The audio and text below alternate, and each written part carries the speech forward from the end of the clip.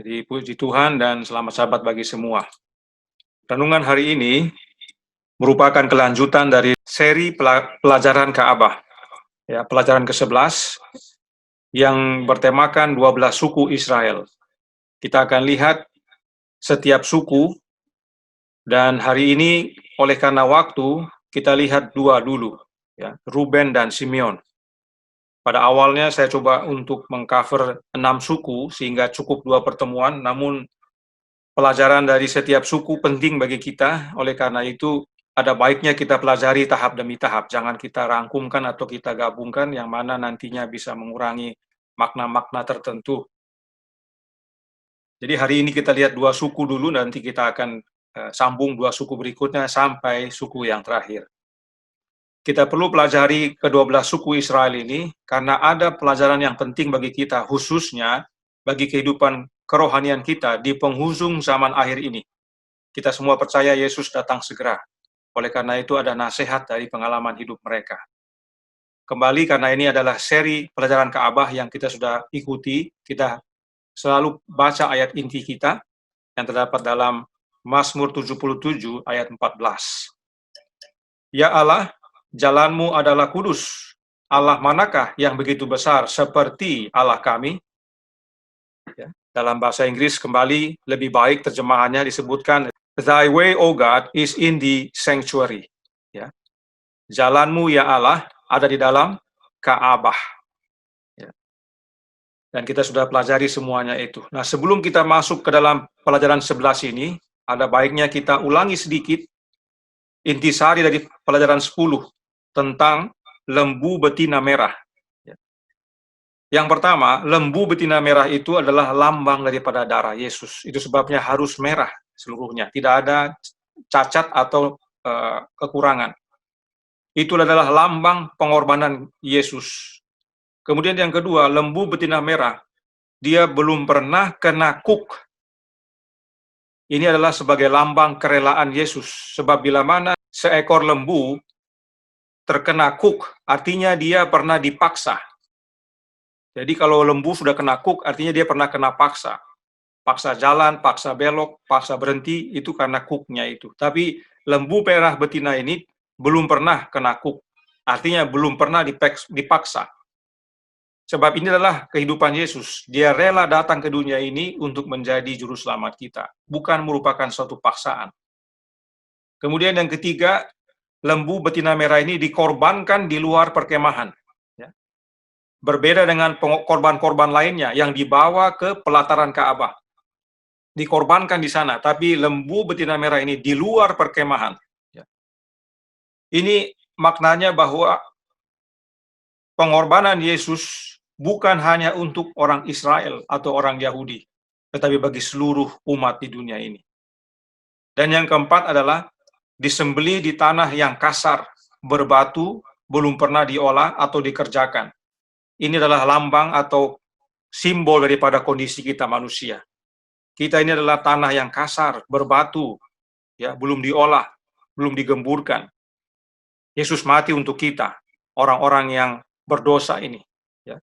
Dia tidak tunggu kita menjadi gembur dulu atau menjadi baik, jadi saleh. Tidak. Dia datang saat kita sedang berdosa. Ya. Saat kita adalah seteru, dia datang untuk tebus kita. Nah, sebelum itu, jangan lupa bahwa fokus pelajaran kita adalah masih berhubungan dengan Ka'bah, karenanya setiap pelajaran kita hubungkan dengan Ka'bah. Nah, apa hubungan daripada 12 suku Israel dengan Ka'bah? Kita pelajari. Kita ingat kembali pelajaran sebelumnya mengenai jubah imam. Saya yakin beberapa kita masih ingat karena ini baru saja kita lewati. Pada saat kita melihat jubah imam, di bagian depan ada yang disebut tutup dada.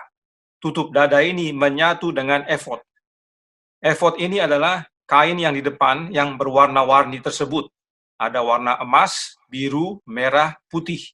Itu adalah efod.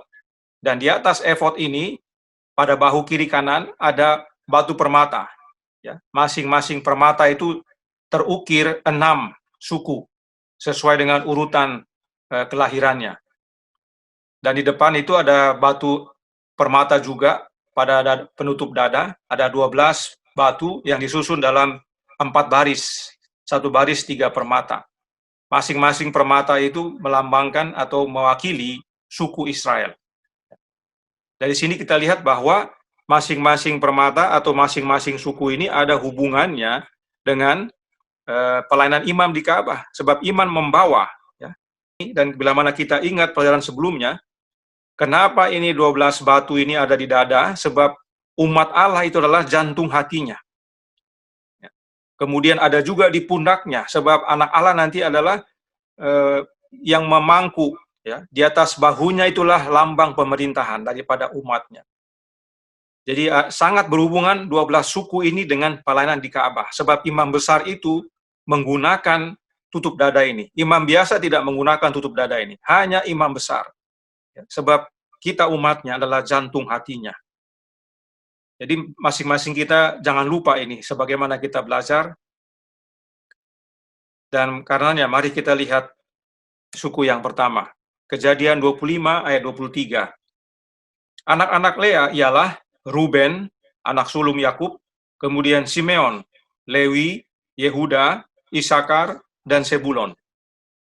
6 suku inilah yang akan kita pelajari sebenarnya, tetapi oleh karena waktu kita ambil 2 dulu, ya, yaitu Ruben dan Simeon. Kita mulai dari yang sulung Ruben. Dan sebelum kita lanjutkan, ada yang perlu kita pahami mengapa kita perlu pelajari 12 suku ini. Wahyu 7 ayat 4. Dan aku mendengar jumlah mereka yang dimeteraikan itu 144.000 yang telah dimeteraikan dari semua suku keturunan Israel. Dari setiap suku ada 12.000. Inilah pentingnya kita pelajari agar semakin memahami makna dari ayat ini. Kemudian dalam Alkitab, pemberian nama mempunyai makna dan sering Tuhan yang memberikan nama-nama tersebut. Contoh, Kejadian 32 ayat 28. Lalu kata orang itu, namamu tidak akan disebutkan lagi Yakub, tetapi Israel, sebab engkau telah bergumul melawan Allah dan manusia, dan engkau menang. Ini adalah peristiwa Yakub bergumul dengan seorang laki-laki sebelum bertemu dengan Esau, saudaranya. Dan masih banyak contoh lain dalam Alkitab di mana Tuhan sendiri yang memberikan nama, sebab nama mempunyai arti. Kemudian, Wahyu 14 ayat 1-4 yang berkata, dan aku melihat sesungguhnya anak domba berdiri di Bukit Sion, dan bersama-sama dengan dia 144.000 orang, dan di dahi mereka tertulis namanya dan nama bapanya. Dan aku mendengar suatu suara dari langit, bagaikan desau air bah, dan bagaikan deru guruh yang dahsyat. Dan suara yang kudengar itu seperti bunyi pemain-pemain kecapi yang memetik kecapinya. Mereka menyanyikan suatu nyanyian baru di hadapan tahta, dan di depan keempat makhluk dan tua-tua itu. Dan tidak seorang pun yang dapat mempelajari nyanyian itu, selain daripada 144.000 orang yang telah ditebus dari bumi ini. Mereka adalah orang-orang yang tidak mencemarkan dirinya dengan perempuan-perempuan, karena mereka murni, sama seperti perawan. Mereka adalah orang-orang yang mengikuti anak domba itu kemana saja ia pergi. Mereka ditebus dari antara manusia sebagai korban-korban sulung bagi Allah dan bagi anak domba. Dari gambaran ini dapat kita simpulkan bahwa ada arti khusus dari nama-nama yang diberikan kepada 12 anak Yakub tersebut. Sebab mereka yang tergabung dalam 144.000 ini digambarkan dengan 12 suku Israel. Ya. Tentunya ada makna yang perlu kita pelajari agar kita bisa tergabung di dalamnya. Dalam setiap keluarga Israel kuno, anak sulung mewarisi, bahkan hak kesulungannya itu mewariskan 2 kali lipat dari harta ayahnya. Dan kehormatan menjadi imam di rumah ayahnya. Dan bagi setiap putra sejati, ya, adalah lebih berharga daripada kekayaan dan kedudukan duniawi. Ya, menjadi putra sulung di keluarga orang Yahudi itu lebih berharga daripada kekayaan atau kedudukan duniawi. Karena banyak yang mereka wariskan. Harta 2 kali lipat, peran sebagai imam, ya, kehormatan, dan bahkan sebagaimana Abraham, Melalui anak sulungnya, lahir akan juru selamat. Melalui Abraham, leluhur juru selamat telah digariskan. Ya. Namun sayangnya, Ruben sebagai anak sulung Yakub, seperti pamannya Esau, tidak menghargai hak kesulungan itu. Ibrani 12 ayat 16, janganlah ada orang yang menjadi cabul atau yang mempunyai nafsu yang rendah seperti Esau, yang menjual hak kesulungannya untuk sepiring makanan. Apakah yang Ruben lakukan sehingga dia kehilangan hak kesulungannya? Persis seperti yang dinyatakan oleh ayat ini. Ayat ini katakan, jangan seperti Esau, ya, yang mempunyai nafsu rendah. Karena cabul itu nafsu rendah. Demikianlah Ruben. Kejadian 49 ayat 4. Engkau yang membual sebagai air, tidak lagi engkau yang terutama, sebab engkau telah menaiki tempat tidur ayahmu. Waktu itu engkau telah melanggar kesuciannya, dia telah menaiki petiduranku. Luar biasa pelanggaran Ruben ini. Dia berzina dengan istri ayahnya. Hal serupa terjadi di zaman Paulus. Bisa baca 1 Korintus 5 ayat 1. Kepada siapa hak kesulungan akhirnya diberikan? Ulangan 33 ayat 8 sampai 11.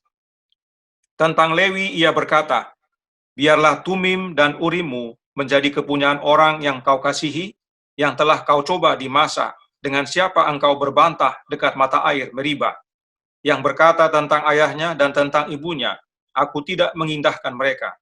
Ia yang tidak mau kenal saudara-saudaranya, dan acuh tak acuh terhadap anak-anaknya, sebab orang-orang Lewi itu berpegang pada firman-Mu dan menjaga perjanjian-Mu.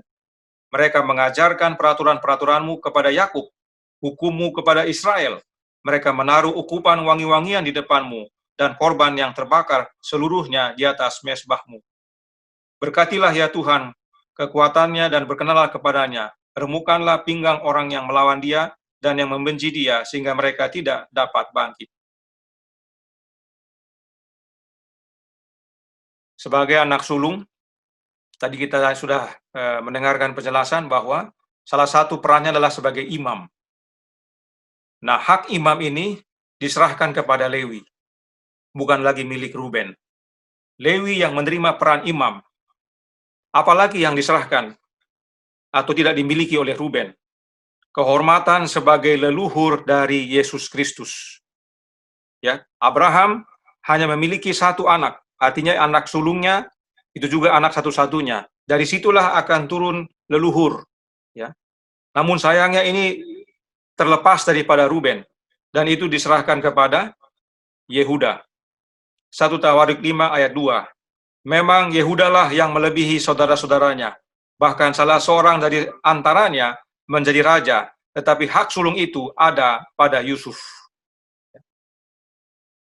Dalam ayat ini terjawab dua pertanyaan langsung, bahwa menjadi garis keturunan Yesus adalah milik Yehuda, dan yang menerima hak sulung itu adalah Yusuf. Ya. Tiga hal hilang daripada Ruben oleh karena nafsu rendahnya, cabulnya itu. Ya. Dia tidak menghargai hak kesulungan tersebut. Dalam doanya, Yakub juga menyatakan, Kejadian 49 ayat 10, tongkat kerajaan tidak akan beranjak dari Yehuda, ataupun lambang pemerintahan dari antara kakinya, sampai ia datang yang berhak atasnya, maka kepadanya akan takluk bangsa-bangsa. Ini adalah nubuatan tentang Yesus yang nantinya datang dari keturunan Yehuda. Artinya begitu Yehuda terima ya hak tersebut yang dialihkan dari Ruben kepada dia, itu tidak pindah lagi dari dia, tetap pada dia. Ya. Perhatikan gambaran yang Yakub berikan tentang anak sulungnya ini. Kejadian 49 ayat 3 dan 4. Ruben, engkaulah anak sulungku, kekuatanku, dan permulaan kegagahanku. Engkaulah yang terutama dalam keluhuran, yang terutama dalam kesanggupan. Engkau yang membual sebagai air, tidak lagi engkau yang terutama, sebab engkau telah menaiki tempat tidur ayahmu. Waktu itu engkau telah melanggar kesuciannya, dia telah menaiki petiduranku. Dalam bahasa Inggris disebutkan unstable as water. Ya. Artinya tidak stabil, karena air itu bergelombang ya. Disebutkan sini membual sebagai air. Tapi maknanya adalah unstable, tidak stabil. Saya lebih cenderung menggunakan terjemahan bahasa Inggris. Jadi si Ruben ini adalah orang yang mempunyai kepribadian tidak stabil, ya, bergelombang, kadang naik, kadang turun. Ya. Inilah Ruben. Namun kalau kita perhatikan dalam ayat ini dikatakan Ruben sebenarnya terutama dan luhur. Lihat ayat 3. Engkaulah yang terutama dalam keluhuran, terutama dalam kesanggupan. Ya. Dia istimewa sebenarnya, tapi tidak stabil. Ya. Contoh, Kejadian 30 ayat 14. Ketika Ruben pada musim menuai gandum pergi berjalan-jalan, didapatinya lah di padang buah dudaim, lalu dibawanya kepada Lea, ibunya. Kata Rahel kepada Lea, berilah aku beberapa buah dudaim yang didapat oleh anakmu itu. Ruben, pada saat dia pergi kemana saja, dia ingat akan keluarganya. Ini adalah contohnya. Dia menemukan berkat, dia ingat akan keluarganya, khususnya ibunya. Ya. Ini adalah karakter Ruben. Dia seorang yang luhur. Ya. Berikutnya, Kejadian 37 ayat 22. Lagi kata Ruben kepada mereka, janganlah tumpahkan darah, lemparkanlah dia ke dalam sumur yang ada di padang gurun ini. Tetapi janganlah apa-apakan dia. Maksudnya, hendak melepaskan Yusuf dari tangan mereka dan membawanya kembali kepada ayahnya. Pada saat mereka rencana untuk membunuh Yusuf, saudara mereka, Ruben berusaha melindungi dan menyelamatkan Yusuf dalam hal ini. Itulah sebabnya dia sarankan untuk lempar ke dalam sumur, dan pada akhirnya akan dilakukan oleh mereka. Jadi Ruben ini luhur, ya, dia istimewa. Ruben berusaha selamatkan Yusuf. Dia punya sifat luhur, tetapi dia tidak stabil. Itu sebabnya saat Ruben bersumpah membawa Benyamin, ya, masih ingat cerita anak-anak Yakub ini pergi ke Mesir untuk membeli gandum. Yusuf minta Benyamin dibawa, tapi Yakub tidak izinkan. Ruben pertama-tama menawarkan dirinya untuk memberikan kepastian, pasti saya bawa pulang. Ya, kalau tidak bawa pulang, ambil ya anak saya 2, bunuh. Ya. Tapi Yakub tidak mengindahkan niat Ruben itu. Ya. Dan Yakub mempercayakan kepada Yehuda yang kemudian juga memberikan jaminan. Yakub lebih percaya kepada Yehuda daripada kepada Ruben. Ya. Kita bisa baca itu dalam Alkitab, buku Kejadian. Baca juga kisah tentang suku Ruben dalam Bilangan 32, saat mereka hendak memasuki negeri perjanjian. Kita tidak baca seluruhnya, tapi kita ambil cuplikan. Bilangan 32 ayat 6 dan 7. Jawab Musa kepada Bani Gad dan Bani Ruben itu, masakan saudara-saudaramu pergi berperang dan kamu tinggal di sini? Mengapa kamu hendak membuat enggan hati orang Israel untuk menyeberang ke negeri yang diberikan Tuhan kepada mereka? Ini adalah peristiwa saat mereka bersiap untuk menyeberang, memasuki negeri perjanjian. Nah, Bani Ruben dengan Bani Gad dan nanti dengan setengah dari Manasye melihat bahwa negeri di sebelum negeri perjanjian, artinya sebelum menyeberang Sungai Yordan, itu baik untuk mereka punya kawanan ternak. Sebab mereka punya kawanan ternak itu banyak. Ya. Jadi mereka lihat bagus juga nih di sini nih. Ya. Kemungkinan besar banyak ladang, banyak padang rumput. Jadi mereka minta kepada Musa, kami di sini saja, ya, hidup tinggal di sini saja. Kami tidak perlu menyeberang, ya. Kalian saja yang menyeberang ke negeri perjanjian. Kami tinggal di sini saja. Sampai-sampai Musa bilang, kalau begini, masa kamu biarkan saudaramu berperang di negeri sebelah untuk mendapatkan negeri yang telah dijanjikan? Kamu di sini enak-enak, ya. Ini akan membuat saudara-saudaramu tidak mau nanti akhirnya. Mereka juga di sini saja. Ya. Ini lihat bagaimana sikap daripada suku Ruben ini. Mereka melihat bahwa negeri yang sebelum menyeberangi Sungai Yordan adalah tempat baik untuk peternakan. Mereka bermohon kepada Musa untuk tidak menyeberang memasuki negeri perjanjian. Nah, apa akibatnya? 1 Tawarik 5:26. Maka Allah Israel menggerakkan hati Pul, yakni Tilgat-Pilneser, Raja Asyur. Lalu raja itu mengangkut mereka ke dalam pembuangan, yaitu orang Ruben, orang Gad, dan setengah suku Manasye. Ia membawa mereka ke Halah, Habor, Hara, dan sungai negeri Gosan. Demikianlah mereka ada di sana sampai hari ini. Suku Ruben, Gad, dan setengah dari Manasye, ini adalah suku-suku yang memilih untuk tidak menyeberangi sungai Yordan dan akhirnya mengalami penawanan. Yakub dalam doanya berkata, engkau tidak lagi yang terutama dan memang sudah digenapi. Dari suku Ruben tidak ada hakim. Dari suku Ruben tidak ada nabi, tidak ada pahlawan, kecuali yang bernama Adina dan ke-30 orang yang bersamanya, yang diperhitungkan oleh Daud sebagai orang-orang yang gagah perkasa. Bisa baca dalam 1 Tawarik 11 ayat 42. Dan jika kita ingat kisah Datan dan Abiram, ya, Korah, Datan, dan Abiram yang memberontak melawan Musa. Korah dari suku Lewi, tapi Datan dan Abiram adalah suku Ruben.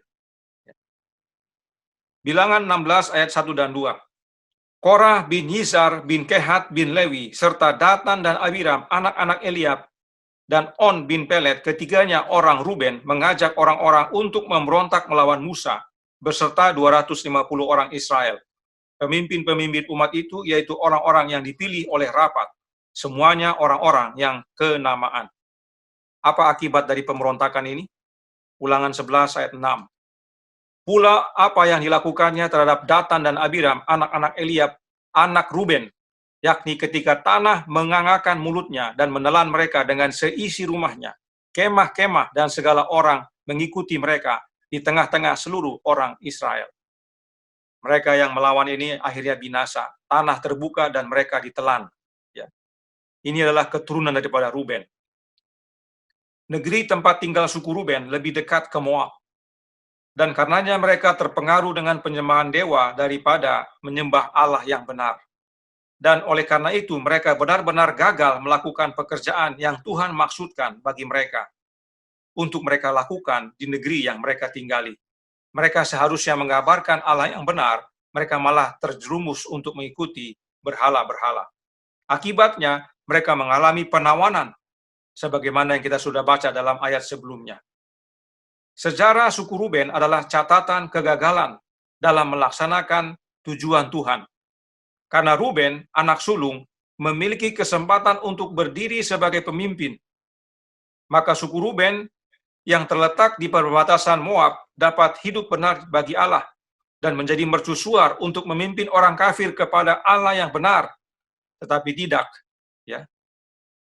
Suku Ruben sama seperti leluhur mereka, ayah mereka tidak stabil seperti air. Ini tantangan bagi mereka yang anak sulung. Meskipun Ruben dan keturunannya gagal melaksanakan tujuan-tujuan Allah, namun nama Ruben akan tetap diabadikan. Karena sepanjang kekekalan, jutaan orang yang ditebus akan membaca nama itu di salah satu gerbang mutiara di Yerusalem baru. 12.000 dari 144.000 orang akan menjadi bagian suku ini dan akan memasuki kerajaan Allah dengan nama Ruben. Bagaimana seseorang yang bisa dihormati padahal sebelumnya membuat kegagalan hidup? Bagaimana seperti Ruben yang telah menodai petiduran ayahnya, yang tidak stabil seperti air, akhirnya dihormati? Bagaimana bisa si penjahat yang tersalib bersama dengan juru selamat di Firdaus? Itu semua adalah karena kuasa darah Kristus, penebus yang mengampuni dosa. Alkitab berkata, dalam Ulangan 33 ayat 6. Biarlah Ruben hidup dan jangan mati, tetapi biarlah orang-orangnya sedikit jumlahnya. Ini adalah doa berkat Musa kepada Ruben atau suku Ruben sebelum dia berpisah dengan bangsa Israel. Kita tahu Musa tidak sama-sama dengan bangsanya saat masuk ke negeri perjanjian. Kita mungkin bertanya-tanya, bagaimana seorang dengan karakter tidak stabil seperti air dapat hidup dan tidak mati? Tetapi jalan yang ditempuh oleh Ruben pada saat krisis besar di Israel menjelaskan bagaimana orang seperti itu bisa menjadi pemenang. Alkitab mencatat dalam Hakim-Hakim 5 ayat 16. Mengapa engkau tinggal duduk di antara kandang-kandang sambil mendengarkan seruling pemanggil kawanan? Di pihak pasukan-pasukan suku Ruben ada banyak pertimbangan. Penjelasan dalam bahasa Indonesia masih kurang mengena. Penjelasan dalam bahasa Inggris lebih cocok. Dalam bahasa Inggris disebutkan, khususnya yang kuning ya, saya baca yang kuning. For the divisions of Reuben, there were great searchings of heart. Ya. Searchings of heart ini artinya menyelidiki hati, bukan pertimbangan. Kalau hanya pertimbangan saja mungkin tidak terlalu mendalam. Tapi di kelompok Ruben, di pihak pasukan Ruben itu ada penyelidikan hati. Ya. Di suku Ruben terjadi penyelidikan hati. Inilah rahasia kebangkitan suku Ruben. Ada banyak pria dan wanita di dunia saat ini dengan karakter seperti Ruben, entah dia anak sulung atau bukan. Mereka tidak stabil seperti air, tanpa kekuatan dalam diri mereka untuk melakukan hal yang baik dan benar. Tetapi jika mereka akan mulai dengan sungguh-sungguh menyelidiki hati mereka, mereka akan menemukan kelemahan mereka sendiri, dan jika mereka berbalik kepada Allah, Dia akan datang untuk selamatkan mereka dan umumkan mereka seperti yang Dia lakukan terhadap Ruben dahulu. Biarlah Ruben hidup dan jangan mati. Adakah ini saya? Adakah ini saudara? Sudah pasti. Apa hubungannya dengan Ka'bah? Saat ini adalah masa penghakiman, hari pendamaian, hari kerafirat. Yesus masih berada dalam bilik Maha Suci. Oleh karena itu, apa tugas kita? Sekarang inilah waktu kita menyelidiki hati kita selaku dalam Tuhan. Kita semua ini adalah Ruben-Ruben. Dalam masa hidup kita, ada kalanya kita tidak stabil seperti air. Ada kalanya kita mempunyai nafsu yang rendah, kalaupun itu bukan cabul. Tapi kita pernah telah membuat dosa yang jahat. Ya. Tetapi seperti Ruben, kita perlu selidiki hati. Inilah waktunya. Kita datang kepada Yesus yang masih dalam bilik Maha Suci. Akui semua dosa-dosa kita. Akui semua kelemahan kita. Agar berkat Ruben menjadi bagian kita. Apa itu? Biarlah kita hidup dan jangan mati. Selanjutnya kita lihat Simeon. Suku kedua, anak kedua daripada Yakub. Simeon adalah anak kedua dari istri Yakub yang tidak dia kasihi, yaitu Lea. Dia adalah pria yang memiliki gairah yang kuat. Kehidupannya dan kehidupan dari sukunya mengandung beberapa noda tergelap dalam sejarah Israel kuno. Dosa terbesar Simeon adalah membunuh Sikem. Sikem ini memperkosa Dina. Bisa baca dalam buku Kejadian pasal 34. Lewi terlibat dalam peristiwa tersebut, tetapi Simeon adalah pemimpinnya. Perhatikan cara Alkitab menjelaskan. Kejadian 34 ayat 30. Yakub berkata kepada Simeon dan Lewi, "Kamu telah mencelakakan aku dengan membusukkan namaku kepada penduduk negeri ini, kepada orang Kanaan dan orang Feris, padahal kita ini hanya sedikit jumlahnya. Apabila mereka bersekutu melawan kita, tentulah mereka akan memukul kita kalah, dan kita akan dipunahkan, aku beserta seisi rumahku." Kemudian Simeon dan Lewi bersaudara, kata Yakub, senjata mereka ialah alat kekerasan. Simeon selalu disebutkan lebih dahulu. Memang dia lebih tua dari Lewi, namun itu bukan satu-satunya dasar dia disebut duluan. Kita akan lihat perjalanan hidup daripada Simeon. Memang bukanlah hal yang sederhana mengetahui dan mendapati satu-satunya adik perempuan diperkosa. Anak-anak Yakub semuanya marah, tidak ada yang tidak, akan peristiwa tersebut. Kasih akan adik perempuan mereka inilah yang memicu anak-anak Yakub, khususnya Simeon dan Lewi, untuk membalas dendam. Dan tidak hanya itu, mereka rindu untuk membawa Dina pulang kembali ke perkemahan mereka. Bisa baca dalam Kejadian 34 ayat 26. Jadi mereka tidak hanya membalaskan perbuatan Sikem, mereka juga mau bawa kembali. Tetapi kata-kata yang ditujukan kepada Simeon oleh Yakub menunjukkan bahwa Allah tidak mengabaikan dosa siapapun.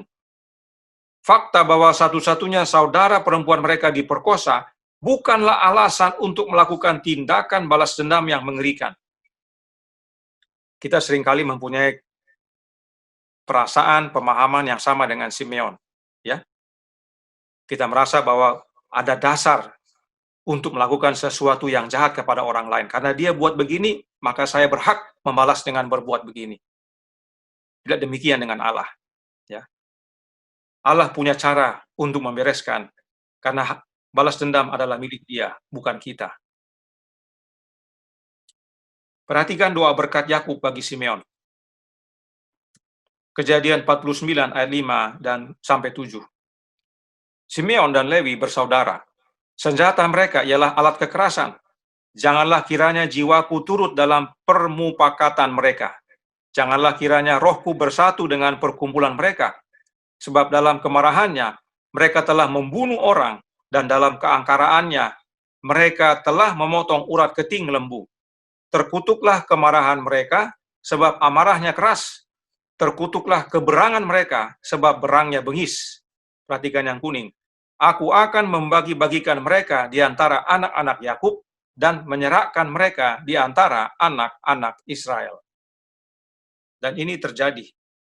Kedua suku ini terbagi dan terserak. Tapi caranya berbeda. Orang Lewi terserak oleh karena memegang jabatan terhormat. Mereka tersebar di seluruh negeri sebagai pendidik dan imam agama. Sementara penyebaran suku Simeon muncul dari unsur-unsur yang merusak dalam suku itu sendiri, yang mengurangi jumlah mereka dan akhirnya mengakibatkan pengusiran mereka. Mari kita baca pernyataan Alkitab tentang suku Simeon. 1 Tawarik 4 ayat 27. Simei mempunyai 16 orang anak laki-laki dan 6 orang anak perempuan. Tetapi saudara-saudaranya tidak mempunyai banyak anak. Seluruh kaum mereka tidak bertambah banyak seperti Bani Yehuda. Jadi Yehuda bertambah-tambah, tapi Simeon tidak. Simei ini adalah keturunan Simeon. Ayat ini berbicara tentang keturunan Simeon, dan suku Simeon tidak hanya terserak, mereka juga tidak bertambah banyak. Nanti kita lihat buktinya. Nah, dalam tulisan para sejarawan Yahudi kuno, disebutkan bahwa suku Simeon menjadi begitu terpuruk sehubungan dengan tempat tinggal mereka, sehingga sejumlah besar dari mereka dipaksa untuk mencari nafkah di antara suku-suku lainnya dengan mengajar anak-anak mereka. Mereka sungguh-sungguh terbagi, tersebar tersebar di antara keturunan Yakub, tersebar di Israel. Jadi orang-orang Simeon ini tersebar, ya, karena mereka tidak bisa dapatkan nafkah, mereka harus cari nafkah di suku lain. Mereka tidak punya negeri sendiri. Perhatikan ayat-ayat berikut ini sebagai bukti bahwa mereka tidak bertambah, malah berkurang. Bilangan 1 ayat 23. Jumlah yang dicatat dari suku Simeon ada 59.300 orang. Ini adalah jumlah orang yang saat dihitung oleh Musa atas perintah Tuhan saat mereka berada di Sinai. Tuhan bilang hitung setiap suku, dan saat itu jumlahnya Simeon adalah 59.300 orang. Ini beberapa saat setelah mereka keluar dari Mesir. Kemudian saat mereka dihitung kembali di dataran Moab, saat dekat dengan sungai Yordan, yaitu saat mereka sudah dekat ke negeri perjanjian, Tuhan suruh hitung. Ya. Jumlah mereka, itulah kaum-kaum orang Simeon, 22.200 orang banyaknya. Jumlah Simeon berkurang, jumlahnya sangat banyak. Dari 59.300 menjadi 22.000. Terbukti mereka tidak bertambah, malah berkurang sangat banyak. Mengapa ini bisa terjadi? Karena perzinahan. Kita bisa baca Bilangan pasal 25. Itu panjang, tapi kita lihat cuplikannya. Bilangan pasal 25 ayat 14. Nama orang Israel yang mati terbunuh bersama-sama dengan perempuan Midian itu ialah Zimri bin Salu, pemimpin salah satu puak orang Simeon. Israel pada saat itu yang sedang berkemah di daerah dataran Midian, di daerah negeri Moab, berzina dengan perempuan Moab. Karena itu terjadilah tulah, dan 24.000 orang yang karena tulah itu mati, termasuk suku Simeon. Oleh karena itu Salomo menasihati, perzinahan itu membuat kebinasaan. Ya. Amsal 7 ayat 25 sampai 26. Janganlah hatimu berbelok ke jalan-jalan perempuan itu, dan janganlah menyesatkan dirimu di jalan-jalannya. karena banyaklah orang yang gugur ditewaskannya, sangat besarlah jumlah orang yang dibunuhnya. Dan tidak hanya perzinahan jasmani yang membunuh kita, tetapi terlebih perzinahan rohani. Inilah amaran di penghujung zaman akhir ini. Tema pertentangan di zaman akhir adalah tentang penyembahan, dan jemaat digambarkan sebagai perempuan atau wanita. Ada perempuan yang benar, yang menyembah satu-satunya Allah yang benar, dan ada perempuan yang sundal, yang menyembah berhala. Jangan ikut perempuan sundal, kematian akibatnya. Israel jasmani menjadi mangsa kebodohan sebelum mereka dibawa kepada penyembahan berhala, yaitu perzinahan. Ketika keinginan jahat menguasai hati, dosa-dosa lain dengan cepat mengikuti. Ya. Inilah nafsu cabul itu, nafsu yang rendah yang dinasihatkan tadi.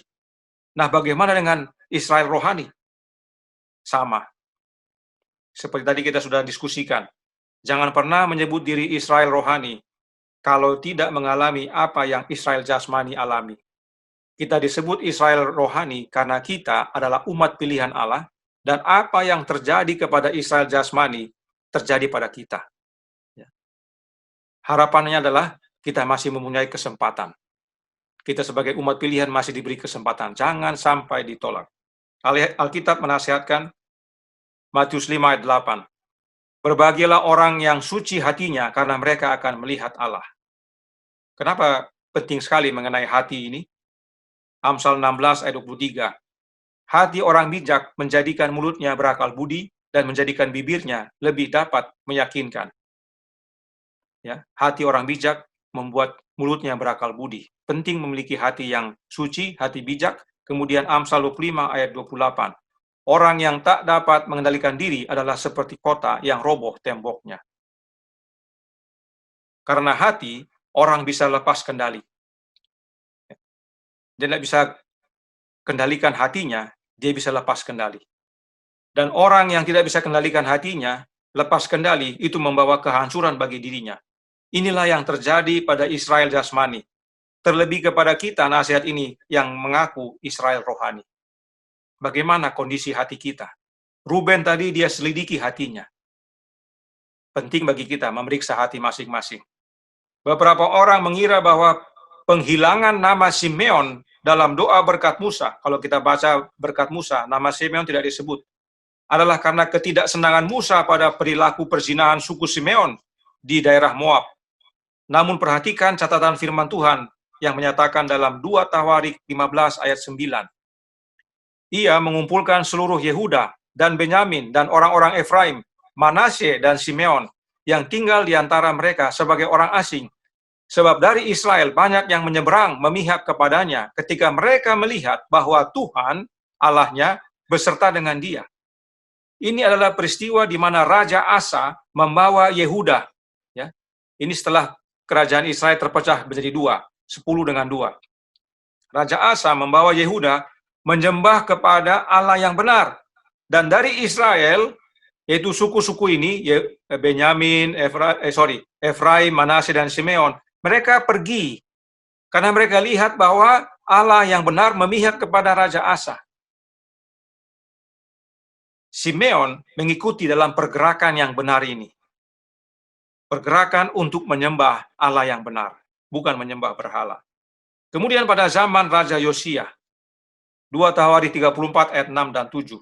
Juga di kota-kota Manasye, Efraim, dan Simeon, sampai di kota-kota Naftali, yang di mana-mana telah menjadi reruntuhan, ia merobohkan segala mesbah dan tiang berhala, meremukkan segala patung pahatan, serta menghancur-luluhkannya, dan menghancurkan semua pedupaan di seluruh tanah Israel. Sesudah itu, ia kembali ke Yerusalem. Di sini adalah tentang Yosia. Tadi Raja Asa, sekarang Raja Yosia. Raja Yosia menghancurkan mesbah dan tiang berhala, termasuk di kota-kota suku Simeon. Mungkin dianggap aneh oleh beberapa orang bahwa nama seseorang yang terkenal karena pembunuhan dan dosanya yang bejat harus dituliskan pada salah satu gerbang kota suci Allah. Dan bahwa 1 dari 12 suku yang tercatat dalam 144.000 itu yang akan memasuki kota memiliki nama Simeon. Tetapi kenyataan bahwa seseorang yang telah melakukan dosa tidak pernah dikucilkan Allah. Semua kita telah berdosa, bukan hanya Simeon. Catatan ini untuk menjadi nasihat bagi kita. Adalah dosa yang tidak diakui yang mencegah siapapun untuk menerima hidup kekal. Itu sebabnya seperti Ruben kita harus selidiki hati. Kalau hati kita tidak dikuasai oleh Allah, kita lepas kendali kehancuran bagian kita. Kita berzina, kematian menjadi bagian kita. Inilah hubungan pelajaran suku Israel dengan Ka'bah. Saat ini, Yesus berada di bilik Maha Suci sebagai imam besar kita. Saat ini waktunya kita mengakui semua dosa-dosa kita. Jangan ada yang terlewat. Selidiki hati seperti Ruben, agar jangan ada yang menghalangi kita menerima kehidupan kekal. Sebab tidak ada dosa yang tidak dapat diampuni. Allah memberikan harapan bagi kita. Yesaya 1:18. Marilah, baiklah kita berperkara, firman Tuhan. Sekalipun berwarna merah seperti kain kesumba, akan menjadi putih seperti bulu domba. Simeon boleh saja terkenal karena pembunuhan dan perzinahannya. Tetapi dia kembali kepada Allah yang benar. Saya ulangi, dia kembali kepada Allah yang benar. Simeon bertobat. Dikumpulkan dari dosa dan kejahatan pada generasi terakhir ini, akan ada 12.000 orang tebusan yang melalui kebajikan darah Kristus, melalui pengorbanan darah Yesus, akan dicangkokkan ke dalam suku Simeon. Dan sepanjang kekekalan akan mewakili suku Simeon di dunia baru nanti. Masing-masing kita bisa jadi Ruben. Ada juga yang Simeon, tetapi bukan tanpa harapan.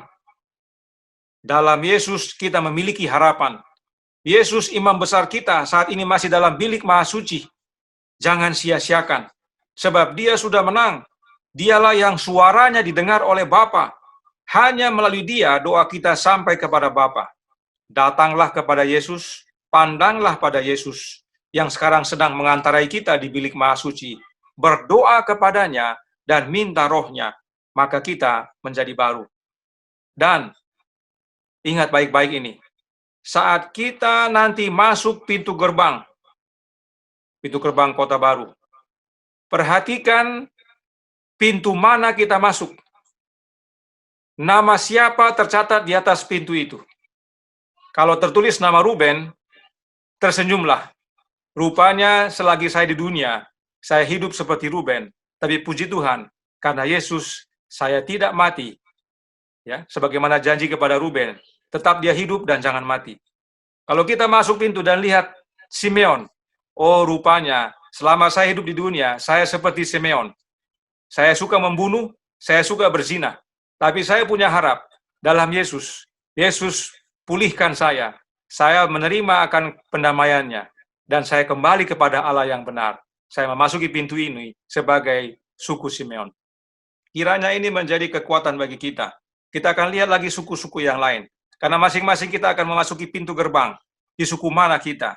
Karena itulah gambaran hidup kita. Tapi kita punya harap dalam Yesus. Kiranya ini menjadi kekuatan dan motivasi untuk tetap setia. Selidiki hati, akui, karena Yesus masih dalam bilik Maha Suci. Tuhan memberkati, saya bawa dalam nama Yesus. Amin. Mari kita berdoa. Bapa kami yang di sorga, Allah pencipta langit dan bumi, laut dan segala isinya, kami bersyukur pada pagi hari ini boleh berkumpul dalam nama anak-Mu Yesus Kristus. Meskipun kami terpisah oleh karena tempat, tapi kami disatukan oleh Roh-Mu untuk berbakti bersama, teristimewa mendengarkan nasihat firman-Mu melalui pengalaman dua suku pertama, Ruben dan Simeon. Kami semua Ruben, kami semua Simeon. Tuhan campur tangan agar masing-masing kami di zaman akhir ini membiasakan diri untuk selidiki hati. Membiasakan diri untuk menghancurkan berhala-berhala dan kembali kepada Allah yang benar. Agar masing-masing kami melalui darah pendamaian Kristus dijadikan baru. Itulah pengalaman mereka. Tuhan campur tangan agar mulai hari ini kami bertobat. Tolong kami sepanjang hari ini ya Bapa, sepanjang hari Sabat ini, agar kami boleh menyatakan belas kasih kepada sesama, dan menyatakan bahwa kasih Tuhan kepada mereka pun berlaku. Terima kasih atas kasih-Mu, Terima kasih atas kesempatan hari Sabat pagi ini. Kehendak-Mu yang jadi, ampun kami akan dosa dan salah, karena kami berdoa hanya melalui anak-Mu yang tunggal, Yesus Kristus, yang adalah Tuhan dan Juru Selamat kami. Amin.